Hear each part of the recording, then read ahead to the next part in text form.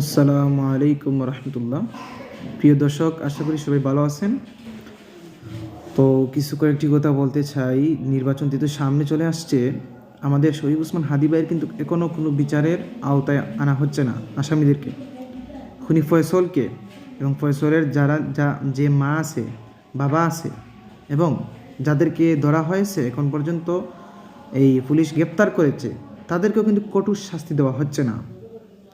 March for যে ইনসাফের লড়াই, সেটা কিন্তু অব্যাহত থাকবে যতক্ষণ পর্যন্ত আমার শরীফ ওসমান হাদি ভাইয়ের বিচার না হবে। আমি এটা প্রশ্ন করতে চাই যে একজন দেশপ্রেমিককে কেন হত্যা করা? আরে ভাই, এই দেশপ্রেমিক সে কেমন দেশপ্রেমিক? সে তো এমন দেশপ্রেমিক মানুষ যাকে হত্যা করা হয় বা যাদেরকে হত্যা করা হয়েছে। এই যে 1971 সালে স্বাধীনতা অর্জন হয়েছে, পাক হানাদার বাহিনী এই পাকিস্তানদেরকে পরাজিত করে বাঙালিরা জয়লাভ করেছে। তারা কি দেশপ্রেমিক ছিল না? তারা তো দেশপ্রেমিক ছিল বিদায় 1 ইঞ্চি মাটি কোনো বিদেশি শক্তিকে তারা দিতে রাজি হয়নি। কোনো বিদেশি শক্তি তাদের কাছে এসে সফলতা অর্জন করতে পারেনি।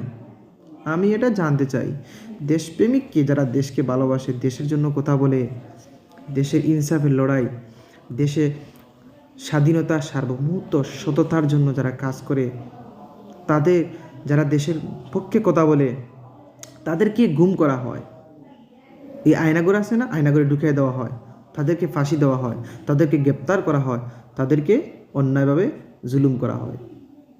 এই যে 2009 সালে পিলখানা হত্যা হয়েছিল, সেই কথা কি ভুলে যাবে জাতি? সেই হত্যা এমন হত্যা যার জন্য দেশের স্বাধীনতা, সার্বভৌমত্ব নষ্ট করে দেওয়া হয়েছে।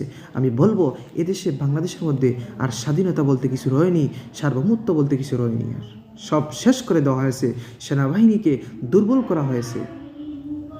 এই ভারতীয় শক্তি যাতে বাংলাদেশের মধ্যে প্রবল থাকে, এজন্য এই পিলখানা হত্যা করা হয়েছে।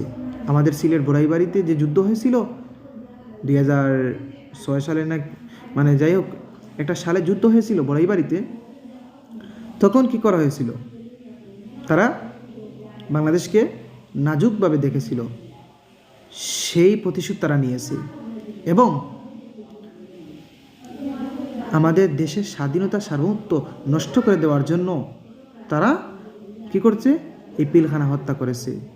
তো তা কি জাতি ভুলে যাবে? কখনো ভুলবে না। এখনো সময় আছে আমাদের।